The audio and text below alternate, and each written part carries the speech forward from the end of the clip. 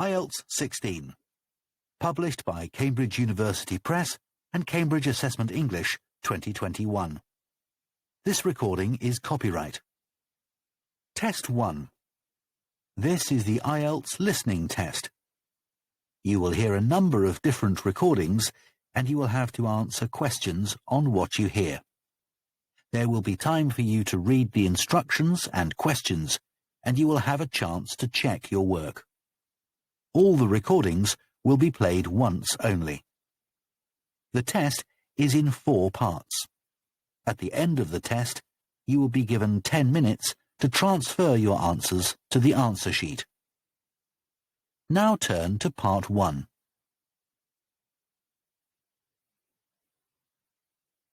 Part 1. You will hear a man phoning to find out about some children's engineering workshops. First, you have some time to look at questions 1 to 3.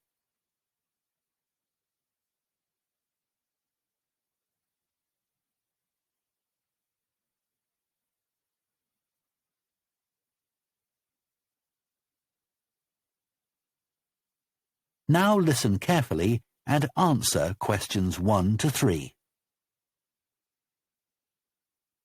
Hello, Children's Engineering Workshops. Oh, hello. I wanted some information about the workshops in the school holidays. Sure. I have 2 daughters who are interested.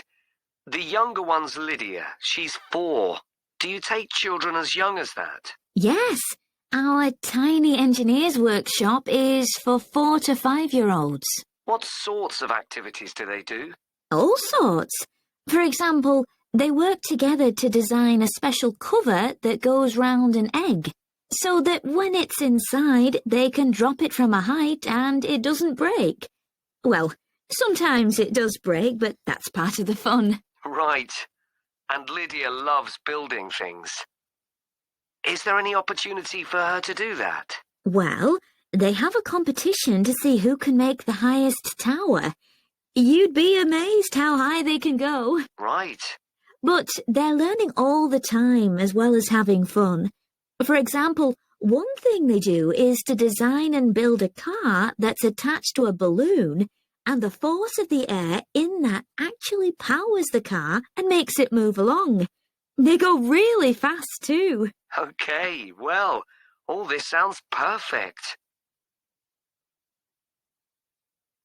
Before you hear the rest of the conversation, you have some time to look at questions 4 to 10.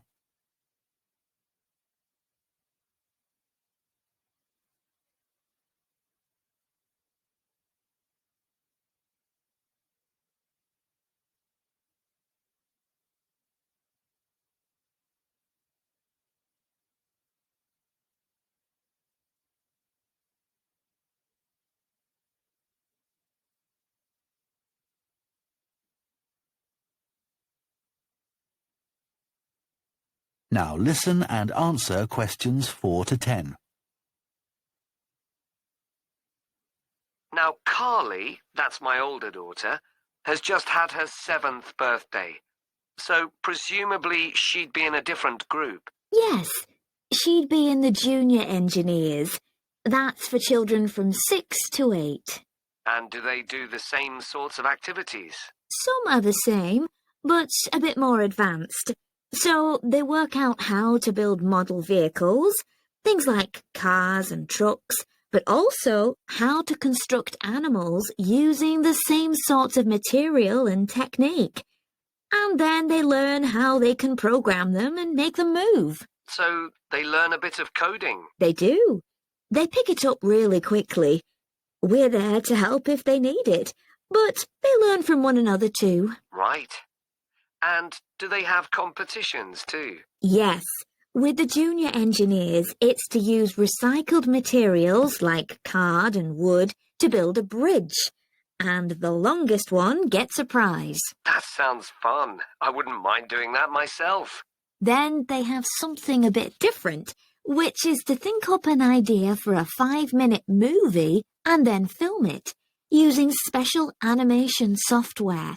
You'd be amazed what they come up with. And of course, that's something they can put on their phone and take home to show all their friends. Exactly.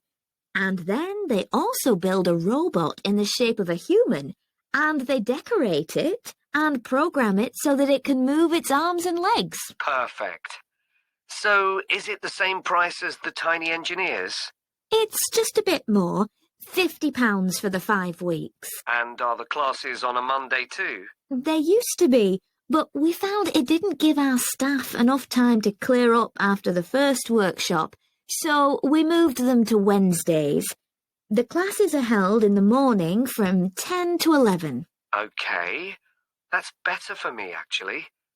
And what about the location? Where exactly are the workshops held? They're in Building 10A. There's a big sign on the door. You can't miss it. And that's in Fradston Industrial Estate. Sorry? Fradston. That's F-R-A-D-S-T-O-N-E.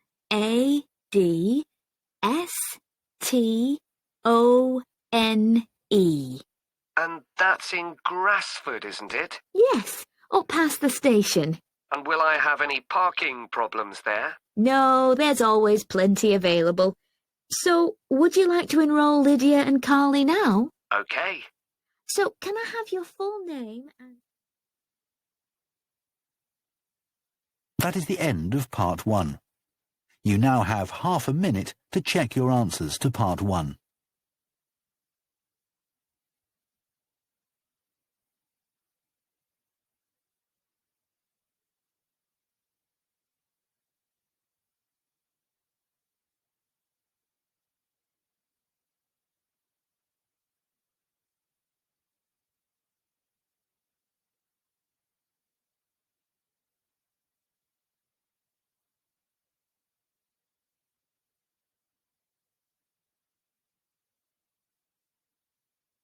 Part 2. You will hear the managing director of a company called Stevenson's welcoming a group of work experience students. First, you have some time to look at questions 11 to 14.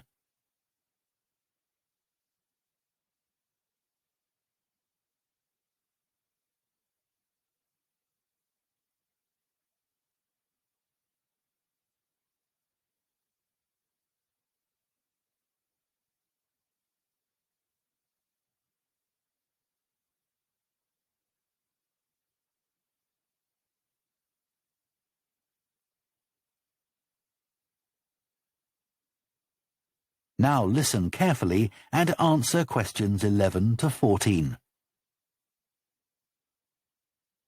Good morning, everyone, and welcome to Stevenson's, one of the country's major manufacturers of metal goods.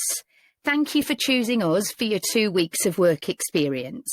My name is Julia Simmons, and since the beginning of this year, I've been the managing director. Stevenson's is quite an old company. Like me, the founder, Ronald Stevenson, went into the steel industry when he left school. That was in 1923. He set up this company when he finished his apprenticeship in 1926, although he actually started making plans 2 years earlier in 1924. He was a very determined young man. Stevenson's long-term plan was to manufacture components for the machine tools industry, although in fact that never came about, and for the automotive industry, that is cars and lorries. However, there was a delay of 5 years before that happened, because shortly before the company went into production, Stevenson was given the opportunity to make goods for hospitals and other players in the healthcare industry. So that's what we did for the first 5 years. Over the years, we've expanded the premises considerably. We were lucky that the site is big enough, so moving to a new location has never been necessary. However, the layout is far from ideal for modern machinery and production methods, so we intend to carry out major refurbishment of this site over the next 5 years. I'd better give you some idea of what you'll be doing during your 2 weeks with us, so you know what to expect. Most mornings you'll have a presentation from one of the managers to learn about their department, starting this morning with research and development. and you'll all spend some time in each department, observing what's going on and talking to people, as long as you don't stop them from doing their work altogether. In the past, a teacher from your school has come in at the end of each week to find out how the group were getting on, but your school isn't able to arrange that this year. Before you hear the rest of the talk, you have some time to look at questions 15 to 20.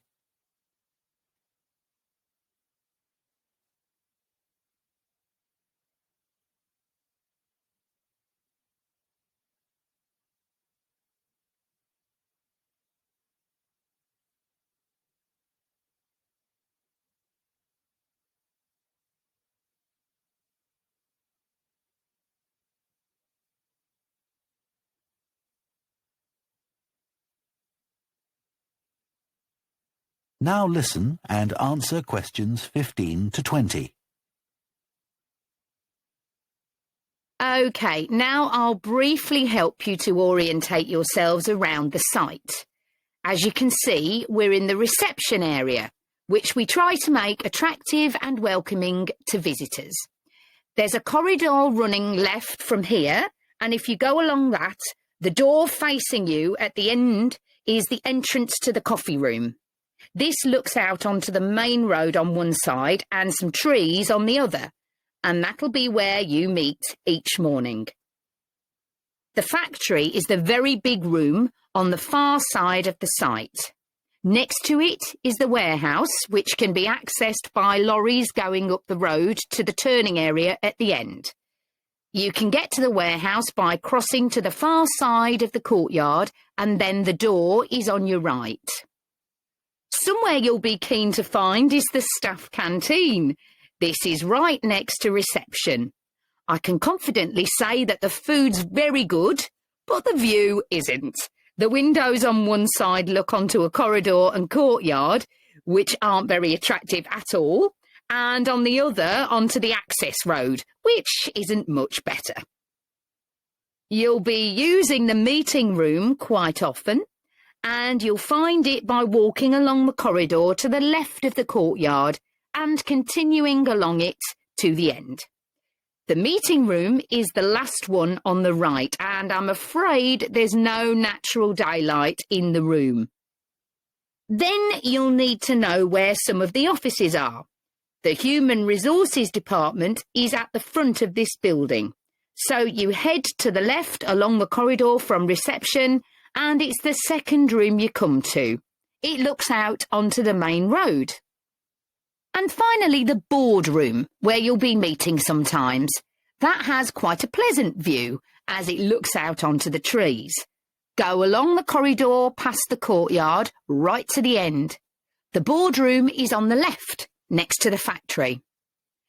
OK, now, are there any questions before we move? That is the end of part 2. You now have half a minute to check your answers to part 2.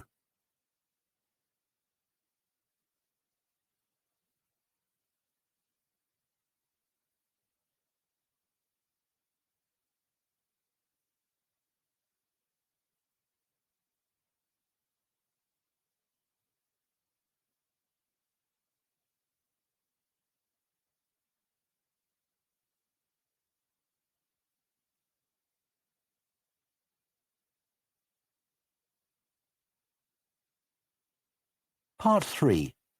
You will hear two students called Jess and Tom discussing their art projects. First, you have some time to look at questions 21 to 24.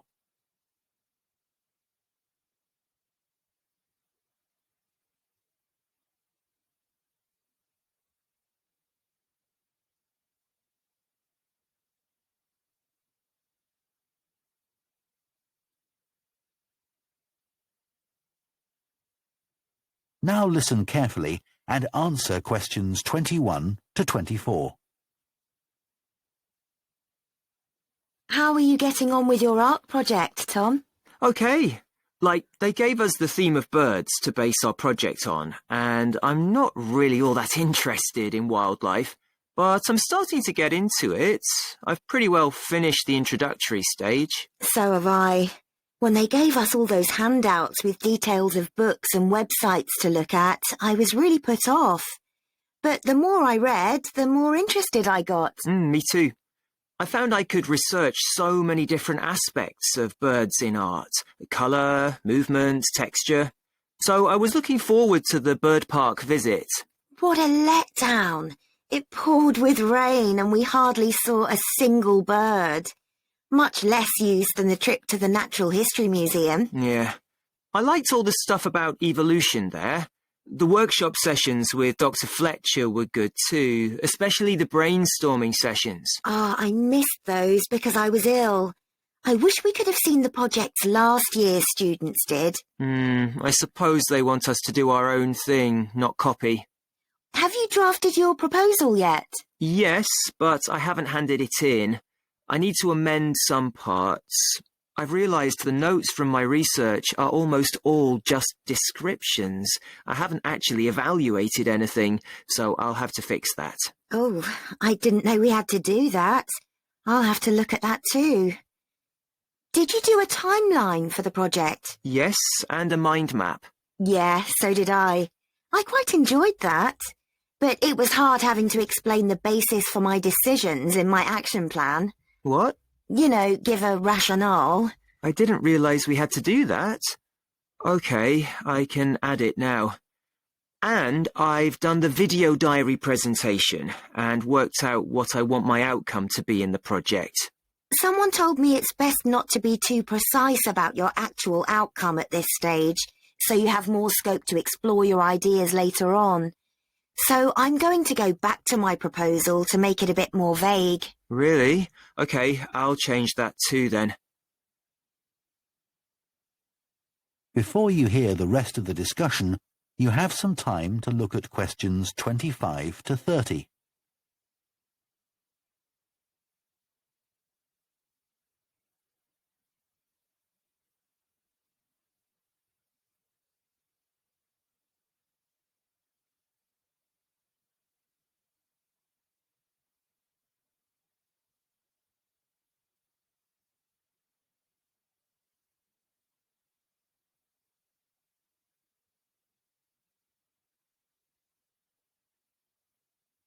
Now listen and answer questions 25 to 30. One part of the project I'm unsure about is where we choose some paintings of birds and say what they mean to us. Like, I chose a painting of a falcon by Landseer. I like it because the bird's standing there with his head turned to one side, but he seems to be staring straight at you. But I can't just say it's a bit scary, can I? You could talk about the possible danger suggested by the bird's look. Oh, OK. There's a picture of a fishhawk by Audubon I like. It's swooping over the water with a fish in its talons and with great black wings which take up most of the picture. So you could discuss it in relation to predators and food chains? Well, actually, I think I'll concentrate on the impression of rapid motion it gives. Right. Do you know that picture of a kingfisher by Van Gogh? It's perching on a reed growing near a stream. Yes, it's got these beautiful blue and red and black shades. I've actually chosen it because I saw a real kingfisher once when I was little. I was out walking with my grandfather, and I've never forgotten it. Oh, so we can use a personal link? Sure. OK. There's a portrait called William Wells. I can't remember the artist, but it's a middle-aged man who's just shot a bird. And his expression and the way he's holding the bird in his hand suggests he's not sure about what he's done. To me, it's about how ambiguous people are in the way they exploit the natural world. Interesting. There's Gauguin's picture via a Matty. He did it in Tahiti. It's a woman with a white bird behind her that is eating a lizard. And what I'm interested in is what idea this bird refers to. Apparently, it's a reference to the never-ending cycle of existence. Wow. I chose a portrait of a little boy, Giovanni de' Medici. He's holding a tiny bird in one fist. I like the way he's holding it carefully so he doesn't hurt it. Oh, right. That is the end of Part 3. You now have half a minute to check your answers to Part 3.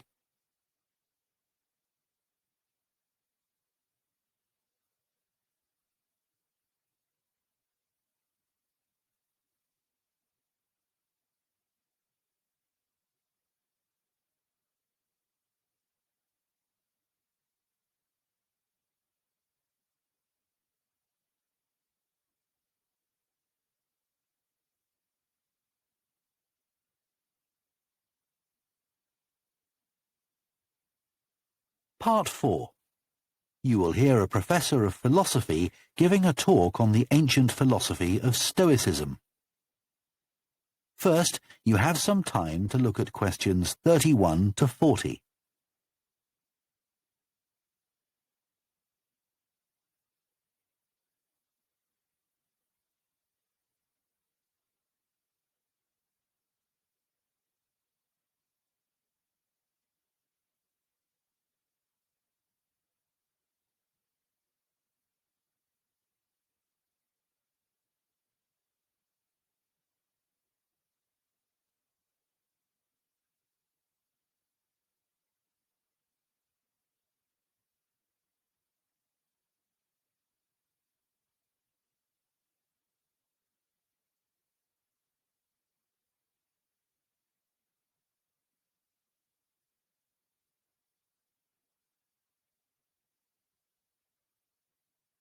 Now listen carefully and answer questions 31 to 40. Ancient philosophy is not just about talking or lecturing, or even reading long, dense books. In fact, it is something people have used throughout history to solve their problems and to achieve their greatest triumphs. Specifically, I am referring to Stoicism, which in my opinion is the most practical of all philosophies and therefore the most appealing.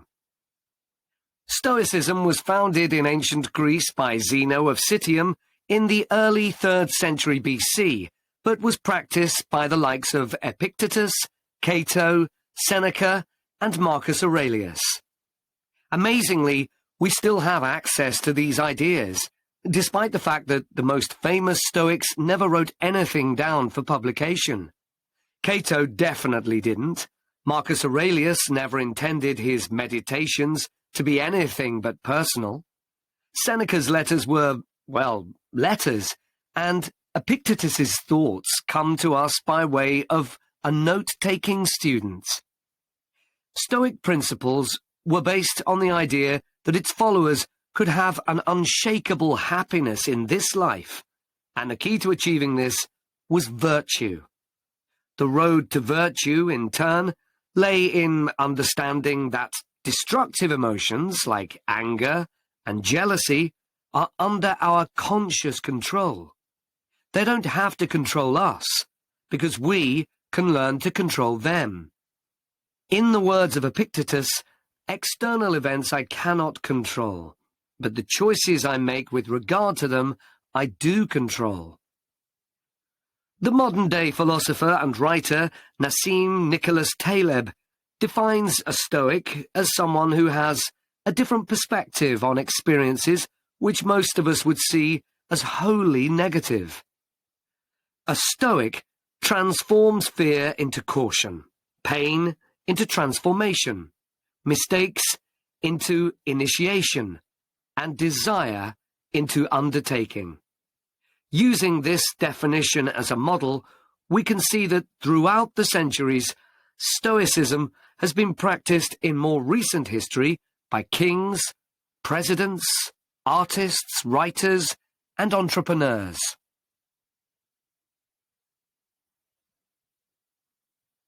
The founding fathers of the United States were inspired by the philosophy. George Washington was introduced to Stoicism by his neighbours at age 17, and later put on a play based on the life of Cato to inspire his men. Thomas Jefferson kept a copy of Seneca beside his bed. Writers and artists have also been inspired by the Stoics. Eugene Delacroix, the renowned French Romantic artist, known best for his painting Liberty Leading the People, was an ardent Stoic, referring to it as his consoling religion. The economist Adam Smith's theories on capitalism were significantly influenced by the Stoicism that he studied as a schoolboy, under a teacher who had translated Marcus Aurelius's works. Today's political leaders are no different, with many finding their inspiration from the ancient texts. Former US President Bill Clinton rereads Marcus Aurelius every single year, and many have compared former President Obama's calm leadership style to that of Cato. Wen Jiabao, the former Prime Minister of China, claims that Meditations is one of 2 books he travels with, and that he has read it more than 100 times over the course of his life. Stoicism had a profound influence on Albert Ellis, who invented cognitive behavior therapy, which is used to help people manage their problems by changing the way that they think and behave. It's most commonly used to treat depression. The idea is that we can take control of our lives by challenging the irrational beliefs that create our faulty thinking, symptoms, and behaviors by using logic instead. Stoicism has also become popular in the world of business. Stoic principles can build the resilience and state of mind required to overcome setbacks, because Stoics teach turning obstacles into opportunity, a lesson every business entrepreneur needs to learn. I would argue that studying Stoicism is as relevant today as it was 2,000 years ago, thanks to its brilliant insights into how to lead a good life. At the very root of the thinking, there is a very simple way of living.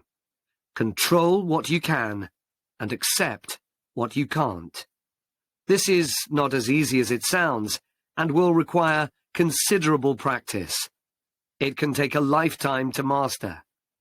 The Stoics also believed the most important foundation for a good and happy life is not money, fame, power, or pleasure, but having a disciplined and principled character, something which seems to resonate with many people today.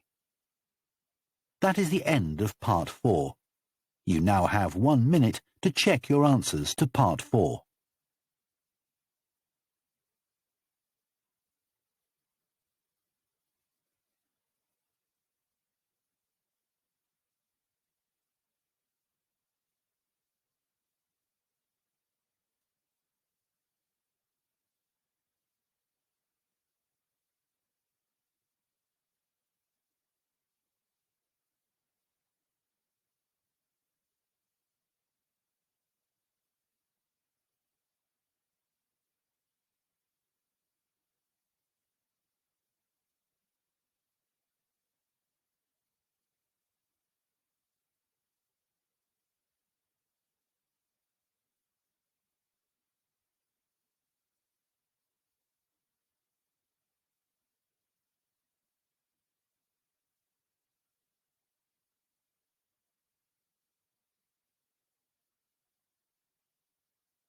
That is the end of the listening test.